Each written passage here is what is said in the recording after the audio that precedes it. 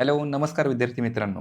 आपल्यासाठी घेऊन येत आहोत GS3ची डिस्क्रिप्टिव्हच्या पेपरची आपली नवीन बॅच. आपल्या 2025च्या मुख्य परीक्षेसाठी एक क्रॅश कोर्स आपला असणार आहे आणि 26 साठी नंतर आपली ही परत एक वेगळी बॅच असणार आहे. तर GS3 मध्ये आपलं टेक्नॉलॉजी आहे, इकॉनॉमिक्स आहे, इकॉनॉमिक्समध्ये ॲग्रीकल्चर आहे, बायोडायव्हर्सिटी आणि पर्यावरण सोबत आहे, डिझास्टर मॅनेजमेंट आणि त्याच्यामध्ये महत्त्वाचं इंटरनल सिक्युरिटीचा जो पार्ट आहे, तर तो सगळा घटक असणार आहे. सिलेबस तुमच्याकडे सगळ्यांकडे आहेच आहे. सिलेबस तुम्ही पाहिला असेल, तर आपल्या नोट्स कशा असतील एकदा बघून घ्या. इकॉनॉमिक्स आणि ॲग्रीच्या जर आपण नोट्स बघितल्या, तर ह्या तुम्हाला स्क्रीनवरती आपल्या नोट्स दिसणार आहेत. नोट्स कंप्लीटली मराठीमध्ये असणार आहेत. इथं काही ठिकाणी इंग्लिश कीवर्ड्स तुम्हाला बघायला मिळतील आणि ह्या मराठीमधल्या नोट्स एकदा नजर टाका. एक ओव्हरव्ह्यू तुम्हाला इथं स्क्रीनवरती दिसत आहे. याच्यामध्ये जर बघितलं, तर फुल टू एनालिटिकल बेसिसवरती या सिलेबसला आपण डिकोड केलेलं आहे. तशा आपण नोट्स बनवलेल्या आहेत. त्याच्यामध्ये जर आपण सिलेबसचा कोणताही पॉइंट जरी बघितला, म्हणजे समजा आपण याच्यामध्ये जर म्हणलं, की इकॉनॉमिक्सच्या आपल्या सिलेबसला कुठेही लिंक असेल, तर ती इथं हा पूर्ण सिलेबस आपला इथं कव्हर असणार आहे. तर यामध्ये प्रामुख्याने आपण जर बघितलं, तर तुम्हाला एखादा कोणताही टॉपिक जर बघितला, जसं की समजा आपण इथं म्हणूया, की हा सिलेबसमध्ये आपल्याला पॉइंट आहे, की इन्क्लुसिव्ह ग्रोथ आणि इश्यूज रिलेटेड टू इट म्हणजे त्याच्या संबंधित मुद्दे काय आहेत किंवा त्याचे इश्यूज काय आहेत. तर त्याचं आपण काय करणार, की यू-पी-एस-सीला याच्या आधी आलेले सगळे पी-वाय-क्यू आपण घेतले. तर असं प्रत्येक टॉपिकला आपण कव्हर केलेलं आहे. तर हे आपल्याला वन बाय वन बघता येऊ शकतं. तर याच्यामध्ये मग एक रिसेंटच्या क्वेशन सोबत आपण प्रिव्हियस इयरचे जे सुरुवातीला यू-पी-एस-सीमध्ये आले स्टॅटिक क्वेशन तर त्याचाही भाग आपण इथं बघणार आहे. जसं की आता इथं 2013चा बघा क्वेशन आहे इनिशियली. 11 5 प्लॅनबद्दलचं इथं क्वेशन विचारलं आणि त्याचे यश अपयश याच्या बाबतीत आपल्याला क्वेशन विचारलाय सर्वसमावेशकता आणि सिलेबसमधला आपल्याला पॉइंट इथं क्लिअरली आपल्याला दिलेला आहे आणि त्याच्यामध्ये सर्वसमावेशक वाढ हा पॉइंट आपल्याला कव्हर करायचा आहे. त्याच्या रिलेटेडचे क्वेशन बघणार. तर इथं आपण हे सगळं कंटेंट बघत आहोत. हे इकॉनॉमिक्सचं झालं. आता जर ॲग्रीकल्चरचं आपण जर बघितलं, तर ॲग्रीकल्चरमध्ये बेसिकली आपल्याला इथं टॉपिक आपण एखादा घेऊया कोणताही जसं की आता ॲग्रीकल्चर मार्केटिंग आहे आणि ॲग्रीकल्चर मार्केटिंगमध्ये नक्की सुरुवातीला महत्त्वाचं आहे की त्याचे मेन इश्यूज काय? जर आपल्याला त्या टाइपचा क्वेशन आला तर ते तर इकॉनॉमिक सर्व्हेच्या लेटेस्ट गोष्टीवरचे आपण काही मुद्देसुद्धा घेतलेत. मग त्याचे इश्यूज वरती आपण डिस्कस करणार आणि इश्यूज झाल्यानंतर आपल्याला त्याच्यामध्ये मग त्याच्या एक प्रकारे मग उपाययोजनेमध्ये ए महत्त्वाची आणि ए भूमिका कशी राहणार त्याच्या बाबतीतली ए लिमिटेशन पण आपल्याला बघायचे सो असं प्रत्येक घटक आपण डिटेलमध्ये बघणार आहे सिलेबसनुसार. आता हा इकोचा झाला ॲग्रीचा प्लस आता आपण इंटरनल सिक्युरिटीचा बघूया. इंटरनल सिक्युरिटी आपल्याला महत्त्वाचा टॉपिक आहे. आपण सेपरेट डिटेलमध्ये लेक्चरमध्ये बोलूयाच की नक्की काय-काय असेल. पण इथं अंतर्गत सुरक्षेचे हे आपले सिलेबसचे पॉइंट आहेत.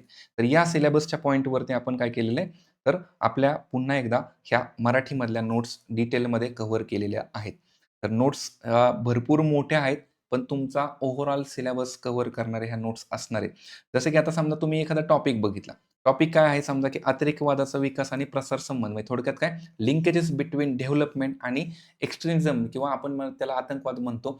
तर त्याचा स्प्रेड कसा होतो, त्याचा लिंकेजेस. सो क्वेश्चन यू-पी-एस-सीमध्ये कसे आले त्याचा रेफरन्स आपण घेतलेला पी-वाय-क्यू आपण सुरुवातीला त्याच्यामध्ये दिलेत. इव्हन आधी जरी क्वेश्चन कधी विचारला असेल, सपोज की 2014चा सुद्धा क्वेश्चन आहे बघा इथं बेसिकली. 2014चा क्वेश्चन आहे आणि क्वेश्चन बघा किती मोठा आहे. पण असे क्वेश्चन तुमच्या डिटेलमध्ये कव्हर होतील. आता आपली ही पहिल्यांदा मेन्स होत आहे किंवा सुरुवातीचा काळ आहे, तर खूप असे मोठे क्वेश्चन येणार नाहीयेत. पण आपल्याला सगळेच क्वेश्चन कव्हर करता येईल, अशा आपल्या ह्या कॉम्प्रेसिव्ह नोट्स तुमच्यासमोर असणार आहेत. ही फक्त एक तुमच्यासमोर नोट्सची झलक आपण देतोय. तर याच्यामध्ये तुम्हाला डिटेल गोष्टी नंतर बघताच येतील त्याच्यामध्ये.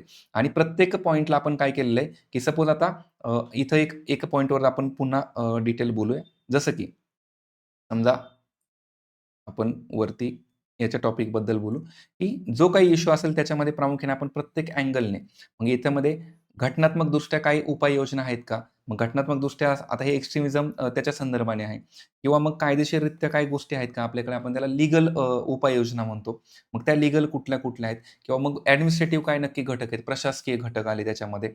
त्याचबरोबर जर आपण बघितलं तर इतर टेक्नॉलॉजिकल काही गोष्टी असतील किंवा एक प्रकारे टार्गेटेड प्रोग्राम्स काय आहेत, लक्षित कार्यक्रम आपण त्याला म्हणतो. मग त्याच्यामध्ये ए असेल, आपला ॲस्पिरेशन डिस्ट्रिक्ट प्रोग्राम असेल किंवा मग रोशनी योजना. हे याच्यामध्ये एक प्रकारे हे नक्सलिझमच्या बाबतीत आपल्याला आहे. डावी विचारसरणी आपण त्याला म्हणतो लेफ्ट विंग एक्स्ट्रीमिझम. याच्यामध्ये बघा, आपल्याला समाधान डॉक्ट्रिन सगळ्यांना माहिती असेल, तर समाधान डॉक्ट्रिन नक्की काय? त्याच्यामध्ये आपण हे सगळं मराठीमध्ये आपण कव्हरेज केलेलं आहे आणि नेहमी कुठल्याही क्वेश्चन आपल्याला वे फॉरवर्ड द्यायचा असतो, तर पुढे जाण्याचा मार्ग एक प्रकारे आपण त्याला मराठीत म्हणतो. तर वे फॉरवर्ड काय असू शकतं एखाद्या इश्यूचं? तर वे फॉरवर्ड आपण इथं प्रामुख्याने वेगवेगळ्या समित्यांचे सुद्धा जे काही निरीक्षण आहेत किंवा त्यांचे जे सजेशन्स आहेत, तर त्याचबरोबर सेकंड ॲडमिनिस्ट्रेटिव्ह कमिशन वगैरे असेल, तर यांच्या बाबतीतले कंटेंट आपण कव्हर केलेत. सो असं ही आपली कॉम्प्रिहेन्सिव्ह नोट्स असणार आहे. त्याचबरोबर एक प्रकारे याच्यामध्ये मग नक्सलिझम वगैरे हे सगळं जे घटक आहेत, तर याच्यामध्ये आपल्याला प्रामुख्याने त्याचं एक प्रकारे बेसिक सुद्धा इथं कव्हरेज आपण करत आहोत. तर हे झालं इंटरनल सिक्युरिटीच्या बाबतीतलं. त्यानंतर मग एन्व्हायर्नमेंट आपल्याला टॉपिक आहे सिलेबसमध्ये, त्याचंही कंटेंट आपण सेम ह्या अशा मराठीमध्येच नोट्स आहेत आपल्या. कंप्लीट तुम्ही कुठेही कंटेंट बघाल तर ते मराठीमध्ये. त्यानंतर डिझास्टर मॅनेजमेंट बघा. डिझास्टर मॅनेजमेंट सुद्धा आपल्या सिलेबसमध्ये पॉइंट आहे आणि हे इथं त्याचे पी-वाय-क्यू आहेत परत. म्हणजे बेसिक ऑइल पोल्युशन काय आहे किंवा मराइन इकोसिस्टमवर कसा इम्पॅक्ट होतो त्याचा आणि एक प्रकारे मग नक्की भारताच्या बाबतीत नक्की त्याच्या गोष्टी काय आहेत. त्याचबरोबर इथं आता 2023ला क्वेश्चन आलेला बघा, की मग आपल्याकडे जे डॅम आहेत आणि डॅमच्या बाबतीत काय होतं, की त्याच्यामुळे डिझास्टर होते. तर त्याच्या बाबतीत त्याचे अपयश जे होते, तर त्याचे विविध कारणं जे आहेत, तर त्याचं विश्लेषण करा आणि 2 मोठ्या धरण अपयशाची उदाहरणं द्या. म्हणजे तुम्हाला पर्टिक्युलर एक्झाम्पल सुद्धा इथं द्यावे लागणार आहेत आणि डिटेल हे लिहावं लागणार.